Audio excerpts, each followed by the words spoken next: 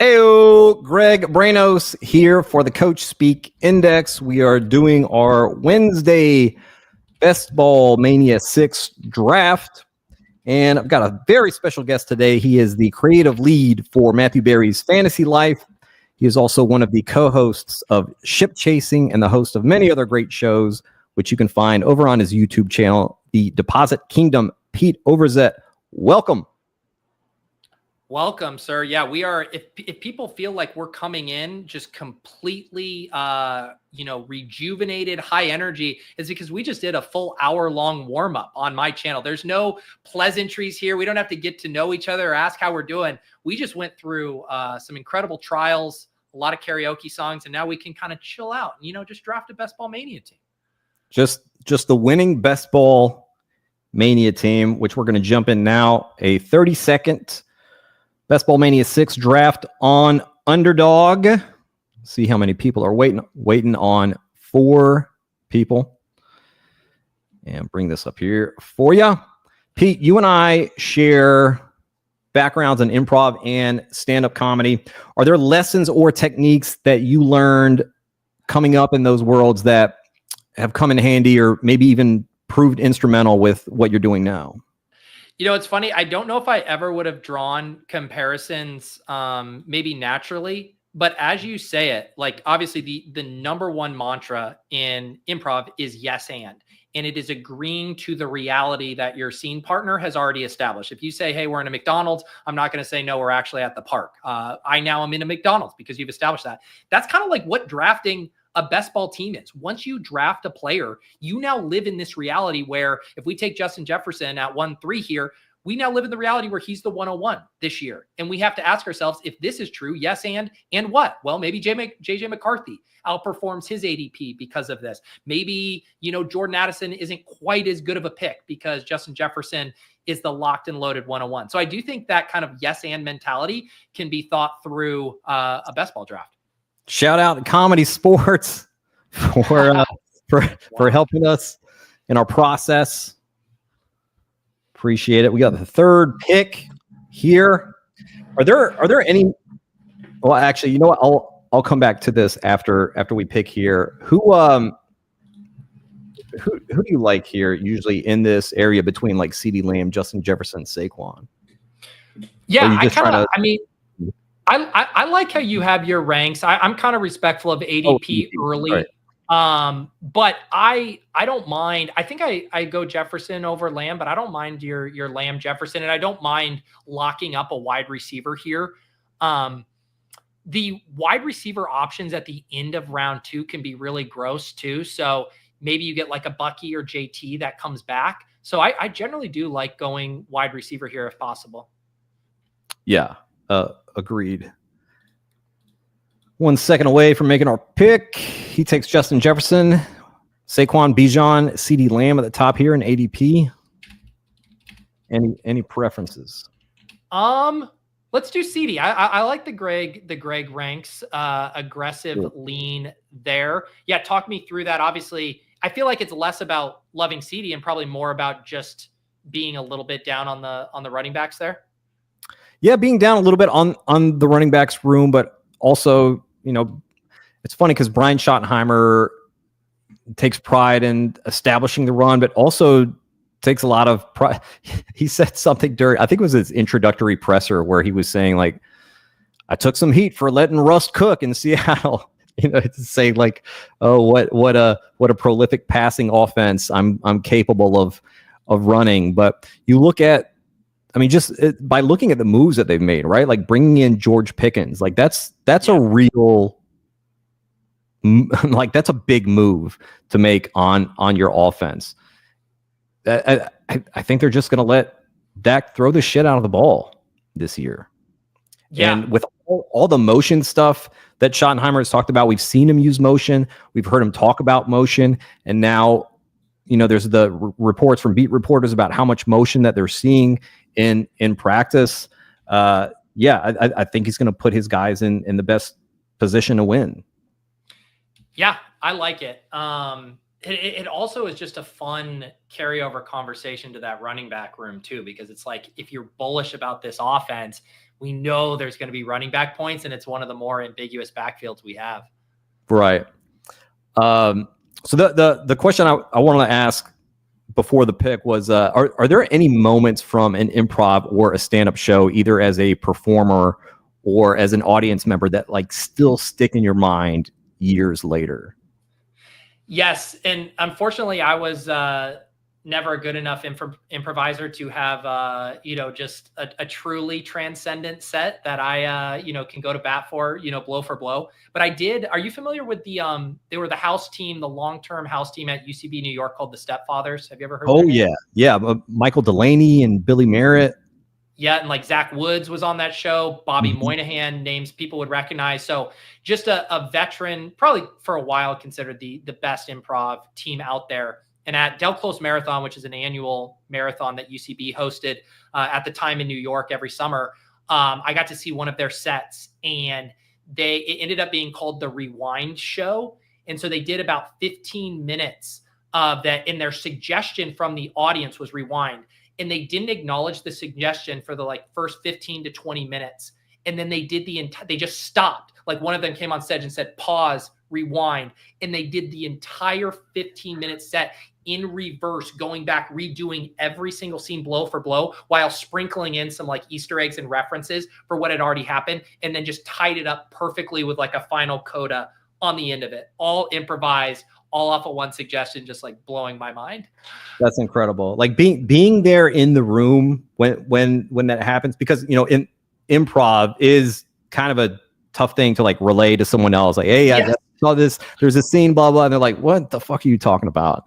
But being there in that moment is like that only the people in that room are privy to. We're on the clock here. Bucky Irving, T. Higgins, Josh Jacobs. Bucky? Yeah, this is kind of why I like going that receiver there. Yeah, because either JT or Bucky. I like Bucky here. Absolutely. But yeah, it is I would never attempt without being asked to relay something that happened in an improv show. But that one was special enough, and the concept was, I think, tangible enough for people to understand. It kind of felt remember, did you watch Community? When that was on, and Dan Harmon would kind of have all of these high concept, either bottle episodes or thematic episodes, and it was just so fun to be what is he gonna do? Is it gonna be a genre spoof? How is he gonna play around? And that's kind of what improv can do at its highest level, where they just completely take you into this world you didn't even know was possible on stage. And when you have the smartest and best improvisers in the world, they can do some really cool shit.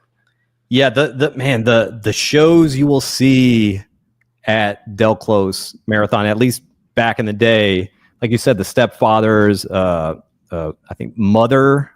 Yeah, that's the old LA team, right? Yeah, or maybe LA. Yeah, I think Jason Mantzoukas is or was on Mother. Yes, just incredible. Just people how are they this funny? How are they this good? What amount of trauma? Well, you have someone people know Zach Woods from The Office, but I truly think one of the best improvisers in the world. And he was a prodigy. He started going to take classes at 13 or 14 at UCB. And then he's just legitimately one of the smartest people you'll hear, speak. So when you have that combo of start that young, that funny, that smart, it was honestly demoralizing sometimes watching those guys do stand up. It'd be the equivalent of going to watch LeBron and having aspirations to play in the NBA, which there's no chance that that's going to happen. But in improv, it's oh, maybe I could get really good at this. And then you see someone like Zach Woods and you're never. I just do not have the talent to do what you do. We're on the clock now. Josh Jacobs, Trey McBride, Chase Brown at the top here at ADP. I like McBride or Brown for this team. Yeah, let's go. I have a lot of McBride, and I feel like Chase Brown's ADP can go up even more. Yeah, but McBride feels kind of in this same area. I don't see him rising too much. Yeah, the Zach Woods thing. I think I might have heard him on a podcast or something saying that I think he was interested in jazz. He wanted to be a jazz musician, and then he went to take a class at UCB, and he was like, oh shit, I'm hooked on this. Yeah.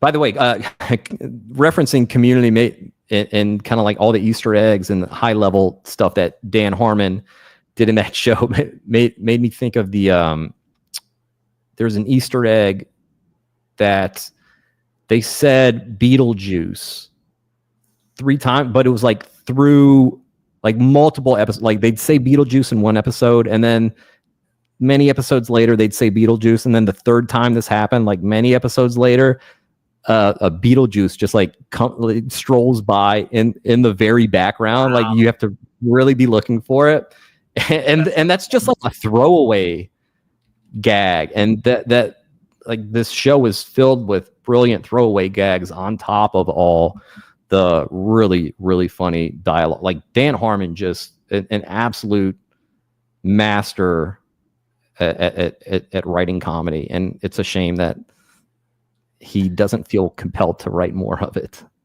I know, yeah, I haven't heard from him in a while, and I think he had some dust ups there for a while. Was it just like, yeah, like his personal relationship with his girlfriend? Something got weird there. Yeah. Well, there was the rocky relationship he had with the studio, and I think it was Yahoo TV that was like kind of the big one in, I think, season 4. There's the Chevy Chase dust up where Chevy Chase, like, I think left a voicemail for Dan Harmon, and he's just like really intense voicemail that he left. I can't remember if it was that voicemail where he said some racist stuff, or if that was just like accounts from people on Community, but that was crazy. Yeah, he got married to Aaron McGathy, and like that was part of the reason why I moved to LA was Harmontown, the weekly podcast that he had, and met incredible friends through that. Someone saying RIP Del Close Marathon. Have they not run that for a while now?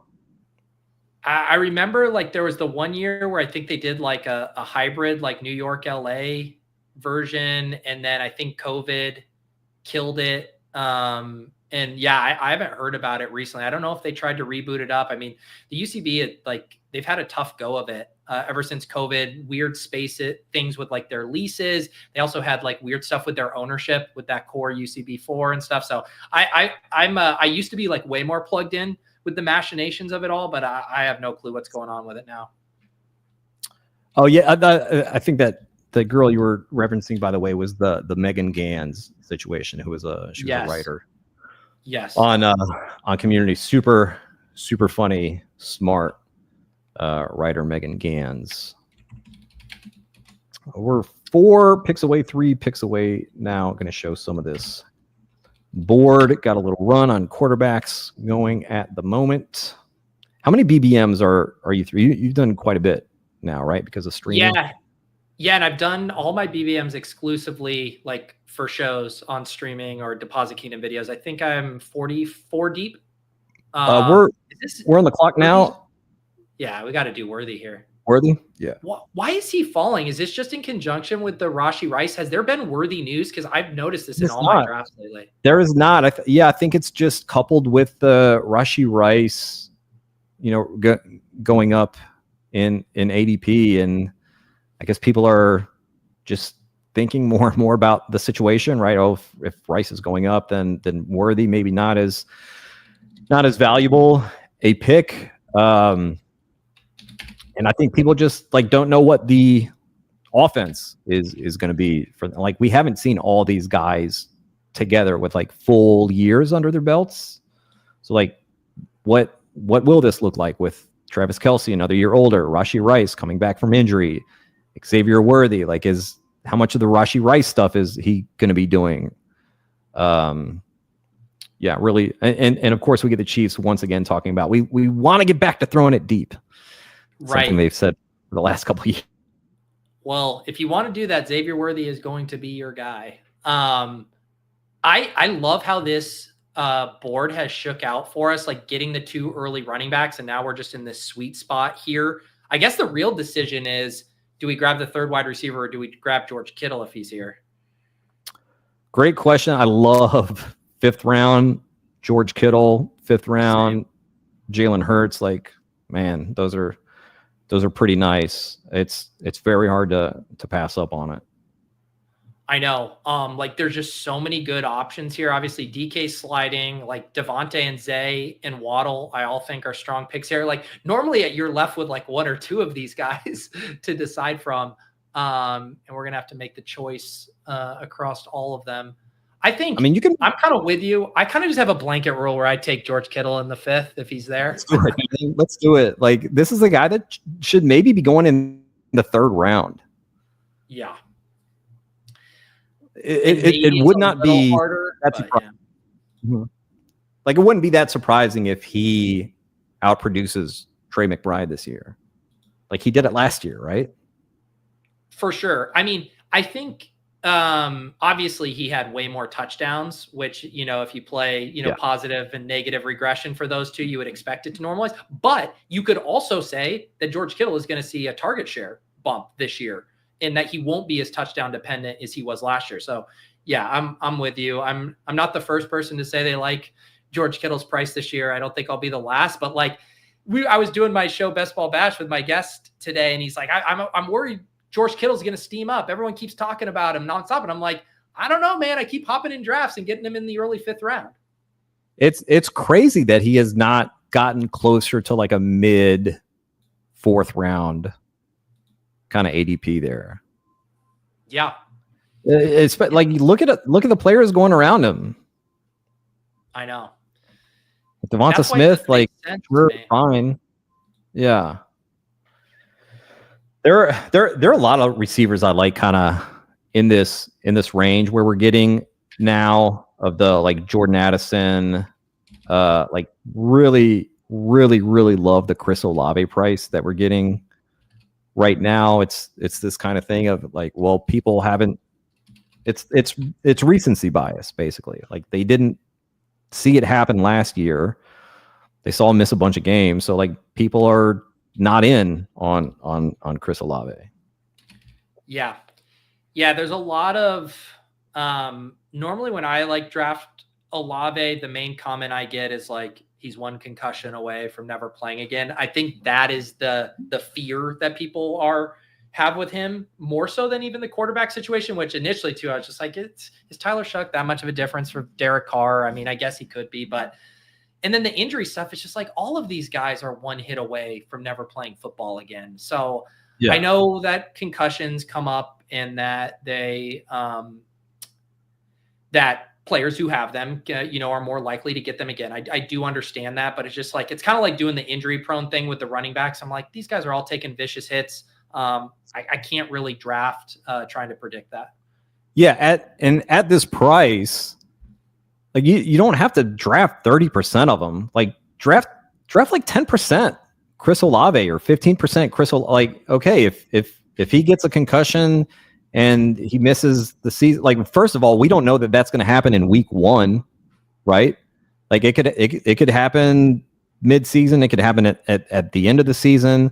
And like, what do we think the likelihood is that he gets a concussion and he's out for the year? Like if you think it's 100%, fine, draft 0% Chris Olave. But if you think the chance of that happening is like 25%, 30%, well, why don't you just go grab 10% Chris Olave at this incredible price that we're seeing right now?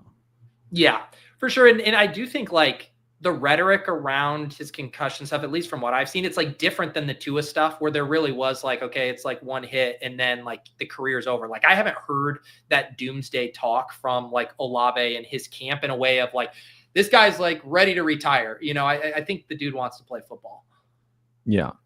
1 pick away here at the top of, Jacoby Myers goes off. There's Travion Henderson, David Montgomery, James Conner at running back, receiver Khalil Shakir, Diggs. Mm-hmm. I love Henderson at this price. I think he pairs well with our 2 early running backs, and I think we can get a solid wide receiver coming back. Absolutely, for sure.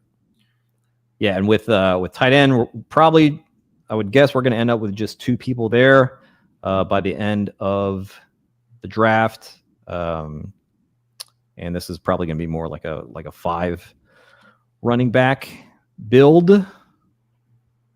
Yeah, but and man, I mean, you can definitely get burned. I've done some of these drafts like this, and you're feeling pretty thin at wide receiver. But I don't know. I felt like it's a little easier to crawl your way out of this wide receiver hole this year than in previous years. Depending on how you feel about some of the double digit wide receivers, but I like taking advantage of some of these values. Like if the room's going to give us Henderson and Kittle, like we'll make it work at wide receiver. Yeah, Henderson at 70 is an incredible smash. And one more pick away. We should be able to get one of these receivers here. Keep switching back. I love Jaden Reed, but Shakir on a team where you're kind of thin at wide receiver, I always see the value in as well. Do we have any week 10 buy issues since with either of those guys, Shakir or Reed? With those guys, no. Shakir is 7, Reed is 5, and we are on the clock now. I'll let you pick your favorite of Reed or Shakir for this team. My heart says Reed, my head says Shakir. I mean, let's go with your heart, Pete. Let's follow the heart. Let's go, Jaden Reed. I tried to give you a chance to reel me in, and you just enabled me. The Green Bay offense just fascinating. Like last year, this year, like are they going to run the ball at the same clip? What's going to happen with the receivers? Are they going to use Jaden Reed more than they used him last year? What like do you have any inkling, any feeling on how it's going to shake out on offense in Green Bay? No, I mean, I feel pretty confident they're going to give Matthew Golden every single chance to succeed. Like I don't really worry about Matthew Golden not getting opportunities. I think the team wants to make that work. What was it? The first time they've taken a round 1 wide receiver in ages, they're going to want to save face on that pick. So I do think Matthew Golden is going to get every opportunity to be good. And then beyond that, I still think that Reed is the most talented wide receiver there. And I understand that the playing time was a legitimate issue, and him not being a full-time wide receiver in a lot of those sets was an issue. But I think he's the most talented. I think he's the most explosive. And I also think a lot of what happened last year was the team just being like, our identity right now is running the ball, and Josh Jacobs is doing it well. And we're just going to kind of like completely neuter our offense. And I think this year, by adding Golden, another year of Love getting more comfortable, I think we could see them throw more. And we've seen shades of it from Love. We know he can sling it. We know they can play that up-tempo style game. And so I just think things, if they're just a little less run heavy this year, I think that pie could get spread out to the wide receivers, guys like Jaden Reed, in a way that would make them pretty big values at this cost. Yeah, and certainly a guy, when we're talking about best ball, like Jaden Reed is a guy who could easily put up 30 points in a given week. What weeks are Toyota-thon this year for the NFL? Because we can count on Jordan Love just kind of guns blazing. What's the correlation? I'm missing this reference. So this has been a thing now with Jordan Love for the past two or three seasons maybe, where like during Toyota-thon, like whatever weeks that is, he just plays like lights out during those weeks. And I think he became a little bit self-aware of it this past season. I want to say he did like a photo shoot or a sponsorship or something where he's like wearing a Toyota-thon sweater. I know Mina Kimes like tweets about it quite a bit during Toyota-thon. Wow, I feel complete. I cover all of this stuff. I think I spend a decent amount of time online. Literally have never heard about this until right now. Wow. Yeah. Incredible. Let me see if we know yet what weeks Toyota-thon.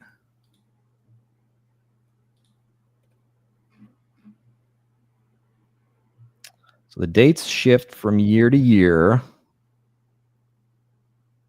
So last season it was November 15th. Okay. Through January 6th. This is like the most interesting, quarterback skeleton key since the, Call of Duty angle with Kyler, right? Where you got to watch out for that. And now here I didn't even know. Jordan, were his stats this past season during those weeks? I'm invested now. I'm invested in your. I'm investing in you. I just can't believe I missed this. What did I say? November 15th? Was that right? Yeah. Okay, there was even an ESPN article about it. His surging second half aligns with the Toyota-thon. Yeah. It's a thing. It's a thing, man. That's incredible. Oh, you're right. It was Mina Kimes talking about it. As a starter during the last 2 seasons, he holds a 7-9 record with a touchdown interception ratio of 29-20, completion percentage of 60%, and a 58 total QBR. It's a whole different story once the Toyota-thon hits. He's 9-3, 22 touchdowns and 3 interceptions. We're on the clock. Mahomes is here. Let's get either Mahomes or one of the wide receivers. Mm-hmm. Let's do Mahomes. Maybe Trey Harris. Or yeah, feel free to lock up Mahomes to get that stack. Yeah, we'll get somebody coming back here. Trey Harris will be nice. Could also, I mean, it's funny because Keon Coleman is kind of the same vibe as Jaden Reed and Xavier Worthy, right? Where it's like that comparison hurts, but I hear you. Some weeks we're gonna get. I mean, that's the state of our wide receiver room right now. It's like true, better, and best ball room after Lamb, but that's what we're playing. So perfect. Yeah. So who do you have? I'm with you. I'm low on Cup here. I hate Rice. I think. I think Trey Harris makes sense for this team. I guess the only consideration, if you want to play super fast and loose, like is Kelsey a guy to lock up the double stack with Mahomes? Yeah, I think. I think us having Kittle, like, we'll be fine here. We could always add like a Brashard Smith or something late, maybe. Yeah, let's Trey do. Harris? Yeah, let's do Trey Harris. I think we got to crawl out of this wide receiver hole. Yeah, for sure. Yeah, the Trey Harris, Quentin Johnston, very, very interesting to see what the kind of snap percentage will be for those guys. Who Hames, what's up? Yeah, smash that like button, guys. Come on now. Come on now. Pete, you've hosted. Yep. What's that? No, go ahead. I was going to say you've hosted so many different types of content, from regular shows to game shows to the Underdog Dog Bowl last year. You are a phenomenal host and you're so natural at it. I was wondering who your favorite hosts are of like game shows or just kind of like hosting personalities growing up, and any of that sort of stuff. Wow. That is a fun question. One that's just front of mind right now, just because the show ended, is like Tony Reale on Around the Horn. I thought he's just so natural as well in his ability to be professional, but be funny, to be concise. And one thing too, like being a host on a podcast is so different than being a host on live television, where you have these really tightly controlled segments, and how much you have to do of like making things clear, moving the show along, but also not being stiff and not being too rigid. And I think people maybe underappreciate how hard that is to do. And I just, every time I listen to Tony Reale too, I just find him a joy. So that's one that comes to the top of mind right now. Let me think about some others. Who for you would be up there? I mean, Trebek was just like an all-time, just, suave, natural guy who had, fun little conversations with people, and just from all accounts, an awesome dude. I mean, Bob Barker is the, old school kind of same vein. As far as like, You know what? I would say, because I think kind of late night falls into this category. That's where my brain was going now, or the late night guys. Yeah, like Dick Cavett, just amazing. If something crazy was happening, which often, well, not often, but sometimes happened on his show, if he had like Norman Mailer or whoever, Han, people would really get into it, and he would just like let him go. Like he had the instinct of like when to step in and when to just kind of sit back and let things unfold, and that's that's kind of like an instinct that's maybe you have it or you don't. It's just kind of tough to hone. It's funny because I don't watch him on late night, but Stephen Colbert, talk about a guy with an improv background, and like him as host of the Colbert Report, and the fact that he would do those interviews in character, and you're having to accomplish two goals, which is be funny and make it funny while also servicing the guest and asking them, standard questions. Like he just took on that character in such a brilliant way. Like another just high wire act from him. We're on the clock now. Johnny Smith. Can we see wide receivers? Yeah, Mims, Christian Kirk, Hollywood. So, this is honestly the type of team where I will just like click Hollywood Brown. It's like, I need a wide receiver. I know he's not my favorite click in here, but it's like, we need wide receiver and it's correlated. Let's just use this as an opportunity. Yeah, and pairing Hollywood with Xavier Worthy gives us a little bit better shot at having just like a usable week on average, which is kind of cool. Yeah. Yeah, and quarterback wise. Oh, go ahead. No, I was just gonna say I did that recently with Stephon Diggs and Kyle Williams, and like really liked how that felt of having them both together on the same team. For sure. And I kind of, one reason too, where I'm like, I don't know if I like Rashee Rice and Hollywood as much on the same team, because you're kind of playing Rashee Rice to just be that volume consolidator. But like Worthy, I think, is just going to essentially play his own position. And then Hollywood Brown is like, oh, maybe it is more spread out between Rice and Kelsey, and that Hollywood actually has a bigger pie. So I kind of like how those two fit together. Any leanings of this next pick?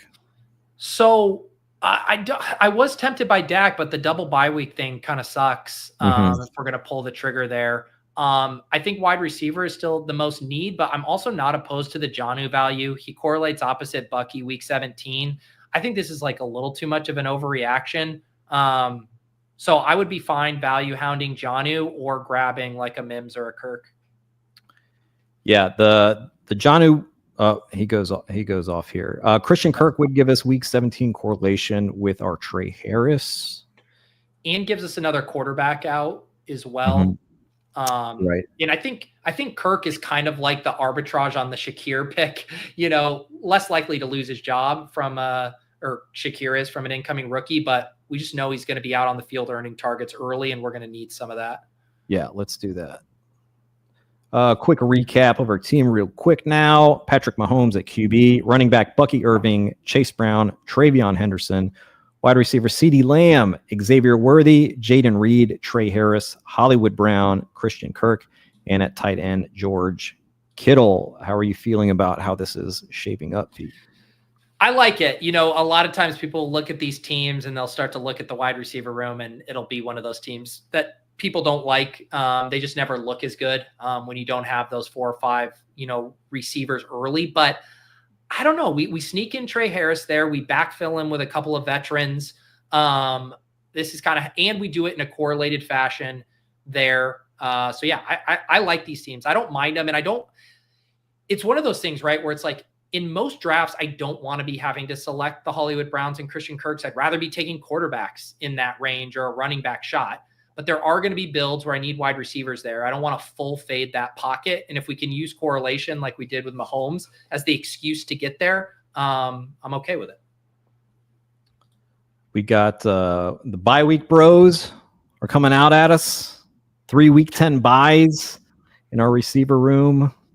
Are you worried, Pete? No, I would have been worried if we decided we wanted to do Dak and Mahomes. But that would have been dicey.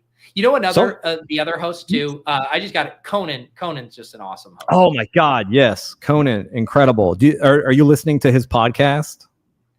You know, I cherry pick every once in a while. I have been watching his travel show. Though. Yeah, man, what a dude. Just so smart, so sharp, quick-witted, nice dude. Like, I'm still waiting to run into him. I live like an 8 to 10 minute walk from where they record that podcast in Larchmont Village over here. Got some nice spots to get some food over there. So yeah, just waiting, because he's a guy that stands out. You can spot him from quite a ways down the street. Yeah, he's not flying under the radar for sure. Yeah, man, he's a guy that he has those different modes, right? Where if he needs to be the crazy man, he can do that. If he needs to be the straight man, he can do that. He just has like a really well-rounded comedy skill set. Yeah, another person with just like fantastic instincts. He's great. Yeah, I also just kind of cherry pick which episodes, depending on the guest. Same kind of thing I do with Mark Maron. Yeah, podcast. And if there's like a really, really, really, really, really good guest on Pete Holmes's podcast, I'll do the same thing. Yeah, I hadn't listened to Maron in a while, but then he's had this string as he announced that the show's coming to an end, and I had to listen to Seth Meyers and Mulaney, and then I have the Birbiglia one queued up. Yeah, Mulaney's great. I'll listen to pretty much anything, like any Mulaney guest on a podcast, any like Anthony Jeselnik, which he doesn't guest on a lot, but yeah, he's terrific as well. Just 3 picks away. I mean, we would definitely have to take Dak if he comes back to us here. I completely agree. I mean, where the hell is the Pickens drafter in all of this? Seriously, let's see. I mean, it's got to be kind of close to us because that's around where he's going. And then Love goes. Oh, we're on the clock now. Dak's here. You want to take Dak? We're fucking taking Dak, and we're gonna figure it out. Yeah, we'll figure it out.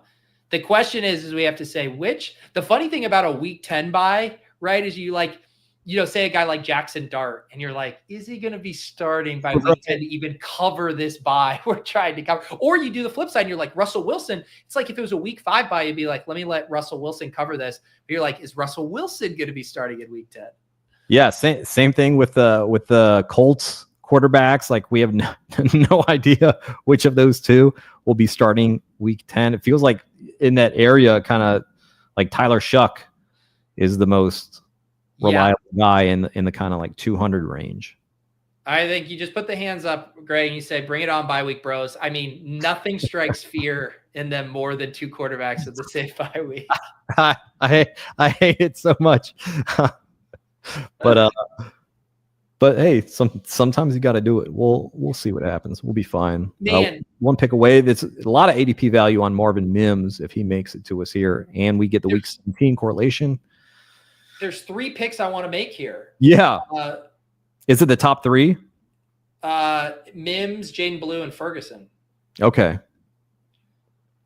I mean, with the Ferguson and Jaden Blue, it's just like, we're now kind of getting this really cheap Dak stack.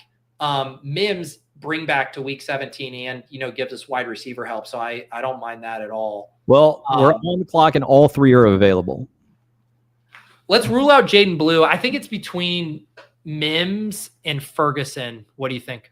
I think Mims, because we can get a good enough tight end on the next go round, I think, to pair with George Kittle. I also don't mind Pat Bryant too, if to go the other way. It's close, but the Mims value is nice. The Mims ADP, like, this might be my only Mims that I get in best ball this year. Yeah, that's That's because we were looking at Mims when we selected Hollywood Brown, and he just kept falling and falling. Yeah, I mean, is there like a piece of Mims news that we've missed while we've been on here?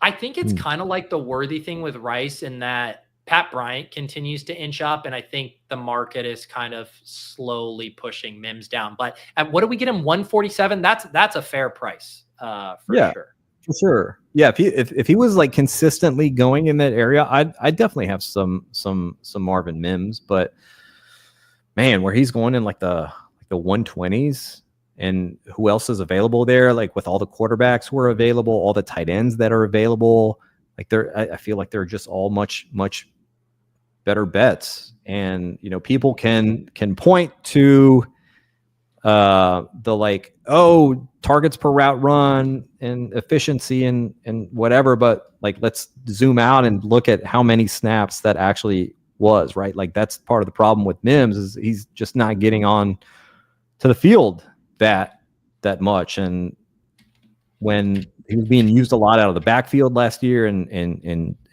like little bubble screens, I think that was just kind of an extension of the run game that they couldn't get going. So like, let's find another way to kind of be powerful on offense here. And I mean, now with RJ Harvey, J.K. Dobbins, like they don't really have much need to do as much of the Mims stuff out of the backfield as they were doing last year. At least that's my cope on the situation. No, I think so too. And I think everyone hopefully would agree. There's a pretty wide range of outcomes with how this wide receiver room shakes out. I mean, Sean Payton has always been one to have some surprises up his sleeve. And I mean, you've seen it, right? Like he's now talking up Troy Franklin a good bit, which introduces another wrinkle. Yeah. Pete, big question here in the chat: waffles or pancakes?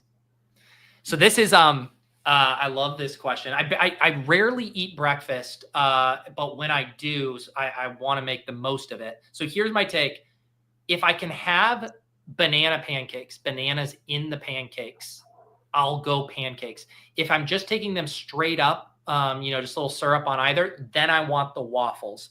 But I'm like a big banana guy. I'll put the banana on the waffles too. I think I like the texture of the waffles more though. What about you? I think I'm pancake. Or sorry, you know what? I'm waffle.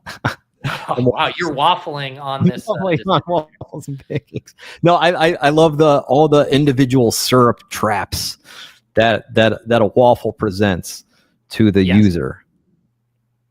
That's sure. That's how I get down. Man, and this is killing me. I've been so busy today. I have not eaten yet today, and we're going out it's my wife's birthday today, and we're going out to dinner. And I think I'm just going to roll into dinner on an empty stomach and just go to town. What kind of place are y'all going to? It's a place we went once before. It's like this kind of almost like speakeasy, like tiki bar in Cambridge with like really good cocktails and Asian food. I'm very excited. We're on the clock now. Garendo, Jalen McMillan, Roshan Johnson, Brenton Strange.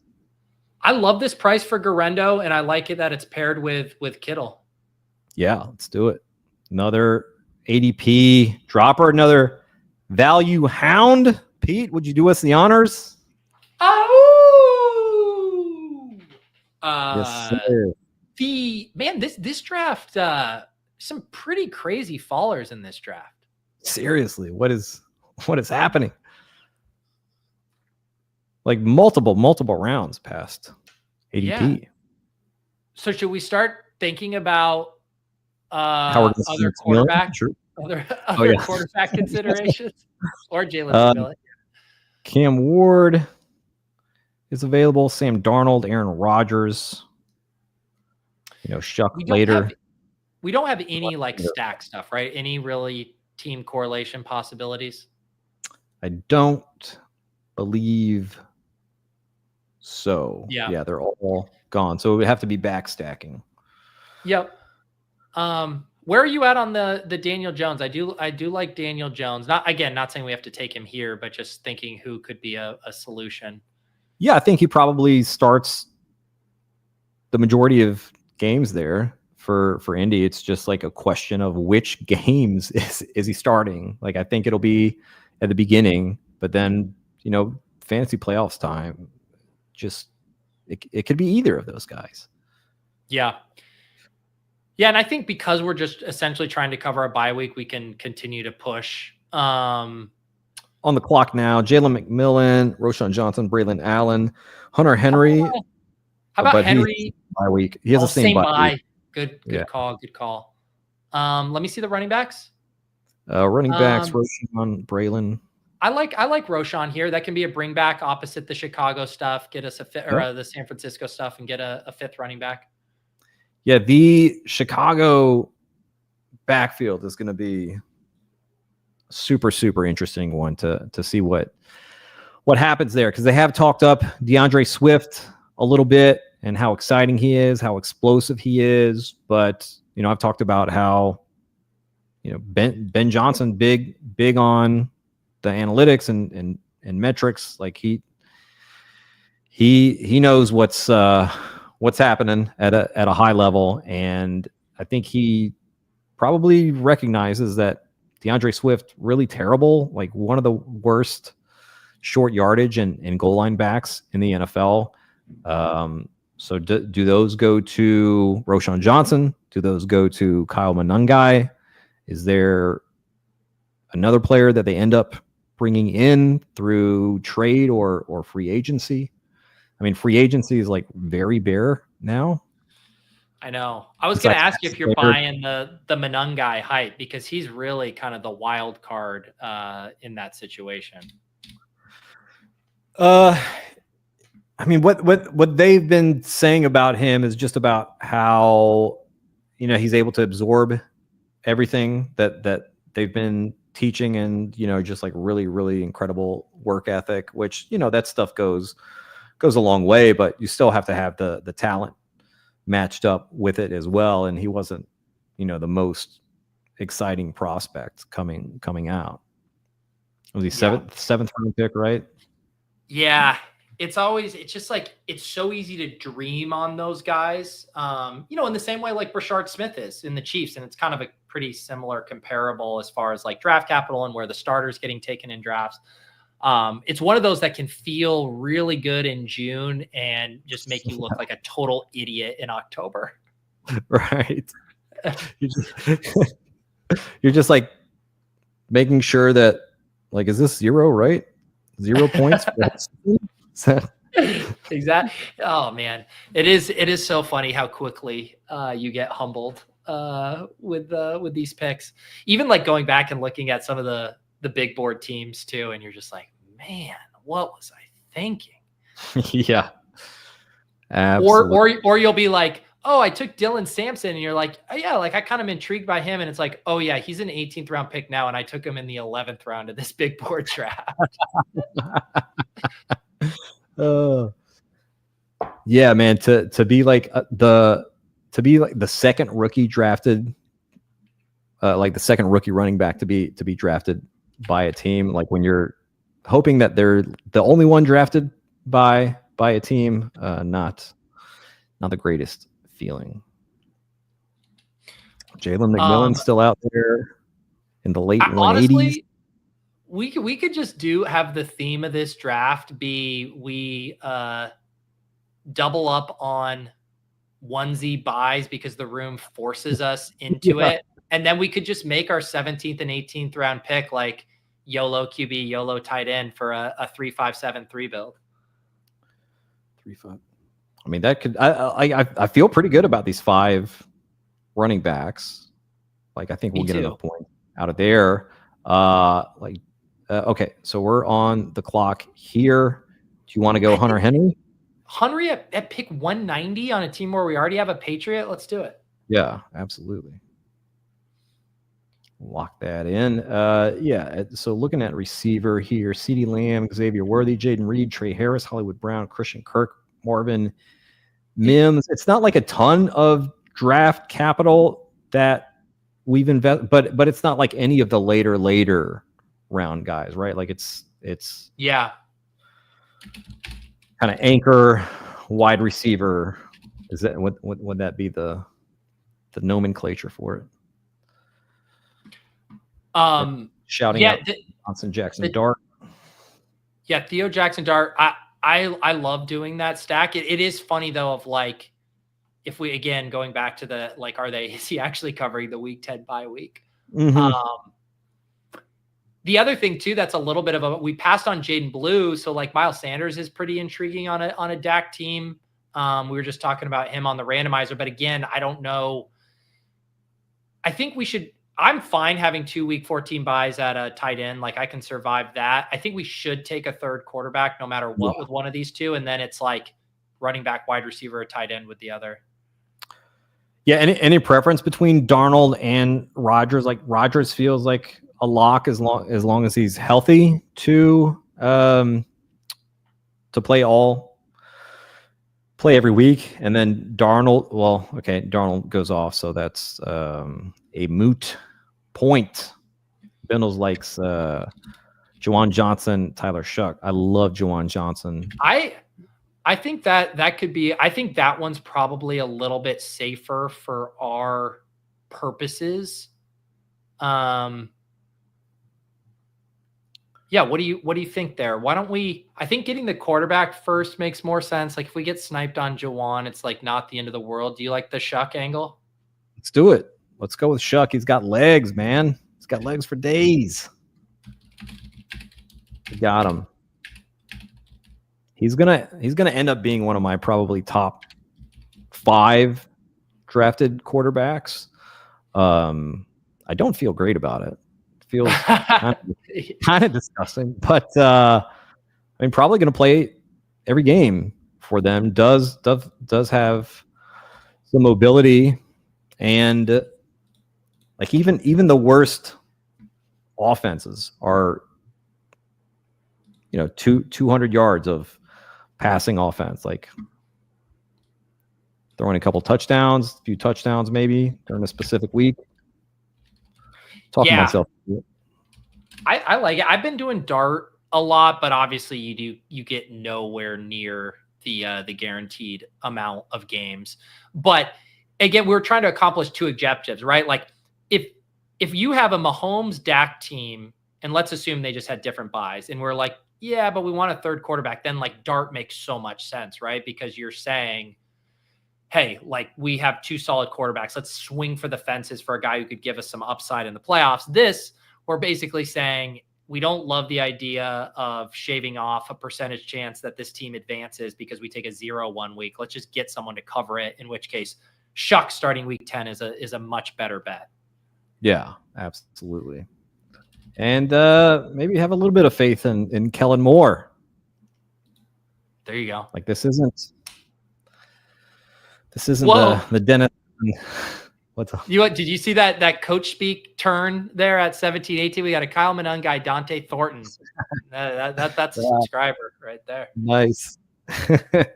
Yeah, Dante Thornton is rising up the ranks, the ADP ranks. Oh, it's been so perfect because I'm like, I don't make too many like strong hot takes, and one of them was Jack Besh is just the worst ADP on the board, and to watch him so quickly already get cucked by Deontay Thornton, that one's aging nicely. Yeah, I had a good deal of Besh. I want to say, yeah, big board or early in BBM. No, BBM. Yeah, I didn't. I was in France during big board, so didn't get any there. We're one pick away. What did we say we wanted to? We were going to do Juwan, I think, and get that third tight end in the stack. Right, Juwan Johnson. Yeah. Wow, Coker's out here too. Just giving me those BBM eyes. Oh, he's gone. Look at Juwan Johnson. Out. Yeah. Beautiful. To be able to cover the buys and get the stack there. Whoever shout out was that Bendels who tossed that out. Bendels. Suggestion. Guy. Dude, yeah. I like this team. I think it came out. It came out well. Yeah, the extreme ADP values we got on some guys really helped us out. QB Patrick Mahomes, Dak Prescott, Tyler Shuck, Running back, Bucky Irving, Chase Brown, Travion Henderson, Isaac Garindo, Roshan Johnson. At receiver, CeeDee Lamb, Xavier Worthy, Jaden Reed, Trey Harris, Hollywood Brown, Christian Kirk, Marvin Mims, and tight end, George Kittle, Hunter Henry, and Jawan Johnson for a 3-5-7-3 build. Pete, how you liking it? I love it. And, it's always fun to do the Galaxy Brain analysis. There are not going to be a lot of Patrick Mahomes, Dak Prescott teams because people don't want to click two quarterbacks with the same bye week. So immediately there, you're unique. And then we paper over the bye week there with Shuck and get some nice correlation in there. And I think we recovered. It made it easier to recover at wide receiver by getting a really extreme value on Mims there as well. So I like how we worked it out. That was big time and a very surprising drop. Name this. Yeah, there we go. Guaranteed winner with Pete. Boom. Beautiful. All right. Before I let you go, Pete, I want to ask you about the book club, which I believe you started through your newsletter. Yeah. Are people happy with the titles that you've been seeing? Like, what has the feedback been, and then just kind of how are you enjoying it on a personal level? Yeah, I love it. I launched it last year as kind of a public accountability thing, just because I wanted to read more. And, when you put things out in public like that, it forces you to commit to it. So I had kind of an aggressive thing last year. I did 2 books a month, or I forget what. Yeah, it was 2 books a month, and it ended up getting to like 15 in the off season. And then I've kind of scaled it back this year, partly because of what you just said. I was feeling the pressure of like, there's one thing of just picking a book that you like, or like if I pick a book and then I don't like it and I want to abandon it halfway through, like I can do that. But if I make a book club selection for everyone and then I don't like it and then I'm just like, peace guys, like I don't want to talk about this, like then I feel more guilt. So doing just 1 book a month this year, but then using like the Discord to crowdsource. I'd be like, hey, I'm kind of thinking about a sci-fi book. Anyone hear anything about these, or do any of these look good? So I kind of have been using a group effort to point me in the right direction. But yeah, there's a handful of us who are regularly talking about them. It's not like some big thing, but it's helped me stay on track with reading more, which was the original goal. Do you have any particularly favorite books or authors? So it's funny because we've been going through a lot of, I feel like we went through some phases. We've done a decent amount of nonfiction, but have now kind of settled on more fiction. A lot of the sci-fi stuff has been my favorite right now. I'm trying to pull up, I did a ranking of our books last year, which I was going to jog my memory on my favorites. But yeah, I'm trying to think which one has been a recent favorite. Right now, we're reading a book called Cloud Cuckoo Land, which is a pretty fun, like sci-fi genre hopping story. And last year we had read a story by Emily St. Mandel, and people might remember Stations 11, which was turned into a show on HBO. And that her book was really good. So yeah, I've been kind of in a sci-fi mood lately. I've heard Greg Rosenthal talk about her quite a bit on his podcast with that he had with Anthony Jeselnik. Oh yeah. I think Chain Gang All Stars was one of your books last year. I have not read it yet. I have it here. Can't wait to read. Did you guys have Martyr as well as one? No, but it's funny you mentioned Jeselnik. He's who I got the Chain Gang All Star recommendation from, because he said last year it was his favorite book. And so we kicked it off with that. And that's a really fun kind of like gladiator, futuristic story. Wow. Being a Boston comedy guy, did you read Stephen Wright's novel, Harold? No, I did. I have not. I've heard of it before. And, I've watched a decent amount of Stephen Wright, old stand-up clips. Such a unique talent and kind of a Boston legend. Is the book worth it? It's so good. It's absolutely, really? It's very Stephen Wright, and it's a simple yet like really neat premise that would be so tough for anyone to pull off, but Stephen I'm already gonna add that to the list, dude. Fun. Yeah, great novel, and it was kind of like a almost maybe like a shorter Ant kind, the Charlie Kaufman, like 600 or 700 page, just kind of a lot of stream of consciousness, Nice. kind of writing, and just incredible minds writing incredible lines in a book. So very, very cool. Pete, dude, this was so much fun.